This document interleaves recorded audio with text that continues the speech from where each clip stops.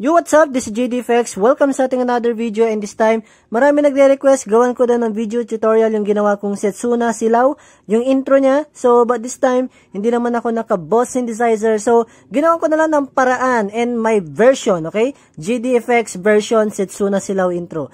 So, hindi man siya totally perfect or accurate dun sa intro, but, ayun, may solution ako, may alternative way tayo, which is itong Zoom MS50G. So, napaka-tactile tools talaga niyan. Napaka-game changer, no? So, all you need to do is ito. Kailangan natin ng distortion natin. At ganito yung sounds ng ating distortion. Ayan. So, open ko lang yung volume sa gitara ko. Ganito siya.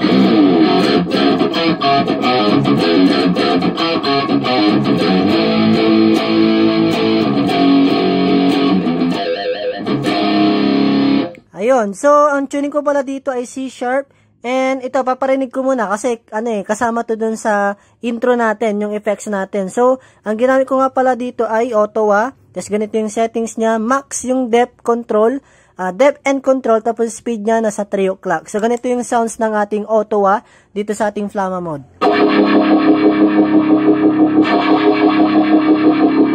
Ganun yung sounds niya. Since 6 effects lang yung kaya nang ilagay dito, actually 7 nga yung yung effects na ginamit dito. So, nagdagdag na lang ako dito sa Flama mode natin. So, 6 lang yung kaya natin dito. Try naman natin dito sa ating Setsuna, no? So, ganito yung sounds niya nung wala pang mode Flama or yung Ottawa natin. Ganito yung sounds niya.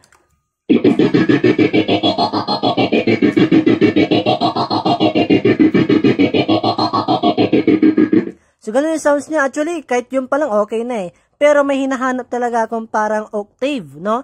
So, para sa akin, ang ginawa ko kasi dito, hindi ko makuha yung pinaka-octave talaga, yung lower octave. So, ang ginawa ko na lang dito, which is, mataas na shift or yung octave natin dito. Nag-pitch na lang ako dyan. Kasi hindi ko makuha, hindi ko mahanap yung talagang mababang pitch dyan o yung octave natin. So, kinuha ko na lang yun dun sa Ottawa natin, which is good naman kahit papano. So, ganito yung sounds niya kapag pinagsama na natin yung dalawa. So, mode Flama na Ottawa, tapos ito, yung parang helicopter natin na Silaw intro. So, ganito yung sounds na kapag pinagsama na silang dalawa.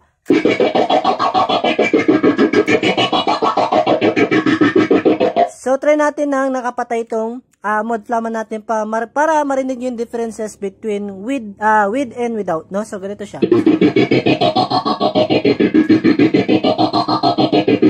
Ngayon, try naman natin na may Ottawa na. Ganito yung sounds nilang dalawa.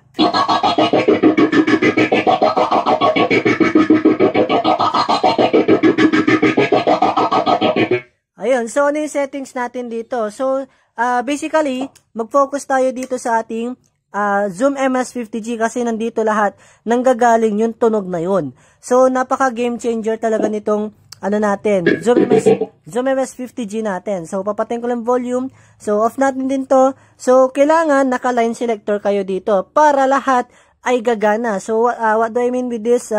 Kapag pinerso na to, kapag turn on nyo na to, lahat ng effects na susunod dyan, lahat sila sabay-sabay nagagana or magto-turn on. So, first chain ninyo, kailangan line selector. Ito, next tayo, pitch. Ayan. So, yung settings ko dito, ganyan. Halos nakasagad lahat. Tapos dito naman sa kabila, ayan. Dito kayo mag-focus sa MS50G natin. Next is monosynth. Ayan. So, kopyahin nyo na lang yung mga settings dyan. Pati rin ito. Ayan. Next tayo. Third chain natin, which is, fourth chain, which is the synthesizer talk. Ayan. So, ganito yung settings niya. Yung decay 40, yung type naka-VE or UE yata to. So, tone 8. And then, second page, the synth 100, dry 60, level 100. And next, we have slicer. Ito yung pinaka-importante na dapat meron kayo sa inyong effects. Lalo-lalo sa mga Zoom users dyan, which is the slicer. Kasi yan yung talagang Setsuna dyan dun sa intro. So, ganito yung pattern.